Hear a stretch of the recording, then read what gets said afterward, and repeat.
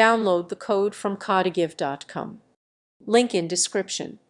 A beginner's tutorial on HTML is designed to introduce newcomers to web development through simple concepts and hands-on projects.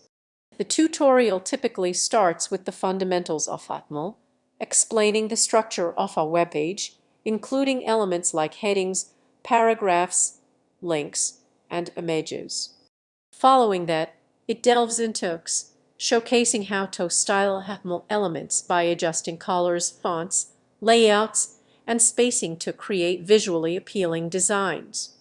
The tutorial often includes a straightforward project, such as creating a personal web page or a simple portfolio site, allowing learners to apply their knowledge practically. As they progress, participants gain confidence in using various HTML tags and properties. The emphasis is on understanding the relationship between HTML and. Overall, this tutorial serves as a solid foundation for anyone looking to start their journey in web development.